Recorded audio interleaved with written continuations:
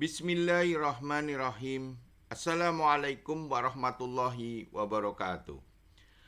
Kali ini saya membahas sesi terakhir dari trilogi Menangkal Kecurangan Pemilu berjudul Munculnya Indikasi Kecurangan dalam menyelenggarakan pemilu secara jujur, adil, bebas, dan rahasia.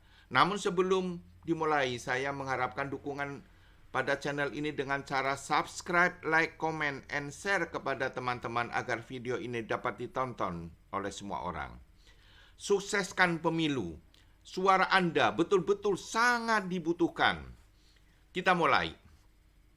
Pada saat berkampanye seperti sekarang ini, ada 3 pasangan calon presiden dan wakil presiden yang ketiganya layak untuk dipilih menjadi pemimpin negeri ini sampai 5 tahun mendatang.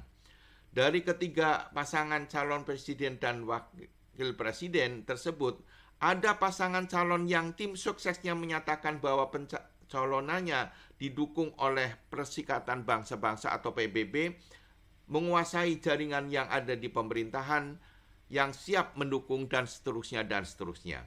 Ada pasangan calon yang tim suksesnya menyatakan bahwa calonnya inilah yang paling toleran, partai pendukungnya menguasai sebagian besar pemerintah daerah yang siap mendukung dan seterusnya dan seterusnya. Ada pasangan calon yang tim suksesnya mengharapkan adanya perubahan pemerintahan yang lebih baik dengan dukungan seluruh rakyat Indonesia dan seterusnya. Namun dalam kesemuanya yang dibahas di atas, pada akhirnya tidak akan lepas dari hitungan matematika. Oleh karena itu, dalam sesi terakhir ini, saya membahas masalah matematika sehingga dapat menangkal kecurangan pemilu sejak dini. Kita perhatikan, data dari KPU untuk pemilu 2024 se-Indonesia bahwa jumlah pemilih di dalam negeri untuk 514 kota kabupaten, 7.277 kecamatan, 83.731 desa kelurahan, 820.161 TPS, sebanyak 203.058.748 orang.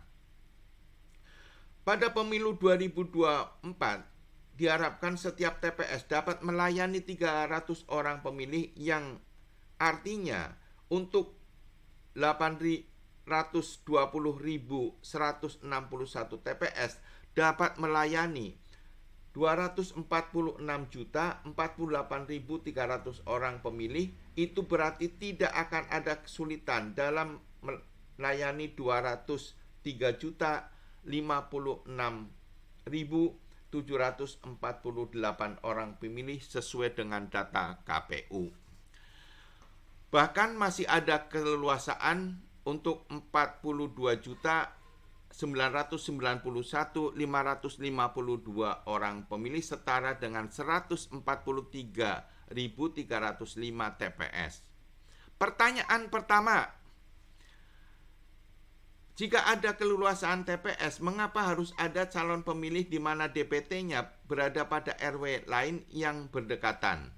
Pertanyaan ini kelihatan sepele dan biasa saja. Namun coba kita perhatikan. Jumlah kelurahan desa 83.731.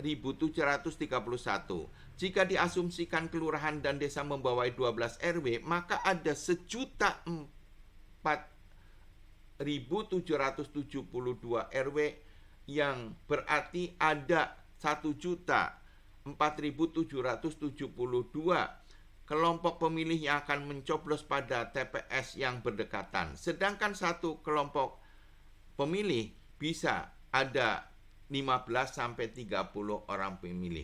Andai kata ada 5 saja pemilih yang diantaranya yang nakal, maka dapat dibayangkan akan ada sekitar 5.023.860 suara ganda.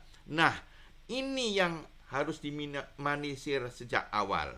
Pertanyaan yang kedua, adanya kesimpang siuran TPS yang tersedia. Dari data KPU menyediakan TPS sangat berlebih.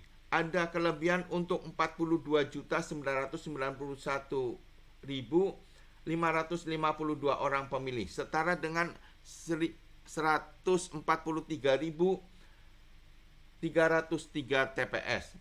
Namun di lapangan yang terjadi adanya penggabungan DPT. Hal ini dikhawatirkan adanya peniadaan TPS dan penyimpanan kotak suara bodong guna memenangkan calon tertentu. Hal ini harus diantisipasi sedini mungkin. Bagaimana caranya? Untuk yang pertama, seperti telah saya sampaikan pada video kedua pada trilogi ini, yaitu menyanggah data KPU. Pada poin saat Ketua RT dan Ketua RW mencermati DPT, Ketua RW harus mengkonfirmasi dengan PPS di kelurahan desa karena telah ditemukan adanya warga yang masuk pada TPS RW lain yang berdekatan. Konfirmasi ini sampai Ketua RW mendapatkan daftar warga yang DPT-nya masuk TPS pada RW yang berdekatan. Selanjutnya, daftar warga ini disosialisasikan kepada semua dan warga yang masuk daftar agar dapat melaksanakan pencoblosan pada TPS yang sudah ditentukan. Pada saat pelaksanaan pemungutan suara, daftar ini ditempel pada tempat yang mudah dibaca dan dipegang juga oleh petugas KPPS.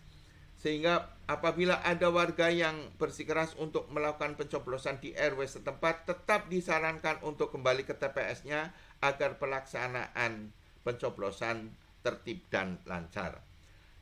Dengan demikian, kemungkinan adanya suara ganda dapat diminimalisir. Untuk yang kedua, seperti sudah saya sampaikan pada video sebelumnya, bahwa berita acara hasil pemungutan dan perhitungan suara tidak boleh hilang. Setiap saksi harus ada pada setiap TPS, jangan merangkap, dan saya tambahkan jika saksi juga diharapkan punya DPT tempat dia menjadi saksi, sehingga setiap kelurahan dapat diketahui ada berapa TPS dan juga terdeteksi keberadaan TPS-nya. Ini berarti menutup kemungkinan adanya TPS dan kotak suara bodong masuk hitungan. Dengan demikian adanya kemungkinan penggelembungan suara untuk memenangkan pasangan calon dapat diantisipasi sejak awal. Sebagai pendukung pasangan Anies Muhaimin, saya menghimbau kepada pendukung lainnya, inilah saatnya untuk membentuk saksi-saksi militan guna membangun suara rakyat dengan kekuatan rakyat di seluruh wilayah Indonesia. Teknisnya, dari pusat membentuk tim perhitungan suara. Tim pusat ini kemudian memonitor pembentukan tim di tingkat provinsi. Tim perhitungan suara tingkat provinsi memonitor pembentukan tim di kabupaten kota, dan seterusnya. Sementara itu, para pendukung harus mempersiapkan diri untuk siap memperjuangkan aspirasinya.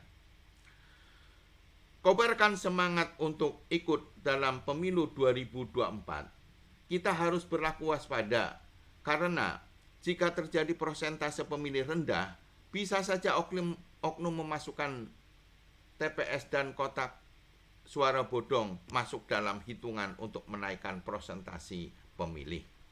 Kobarkan semangatmu di seluruh pelosok negeri ini. Kobarkan semangatmu untuk memperjuangkan aspirasimu. Kobarkan semangat power people.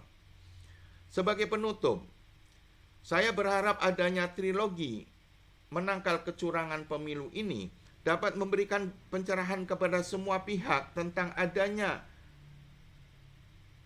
kecurangan dalam pelaksanaan pemilu dan bagaimana cara mencegahnya sedini mungkin, sehingga pemilu yang jujur, adil, bebas, dan rahasia dapat berjalan lancar, aman, dan nyaman. Terima kasih telah mendukung channel ini dengan subscribe, like, comment, and share kepada teman-teman. Wabillahi taufiq wal hidayah. Wassalamualaikum warahmatullahi wabarakatuh.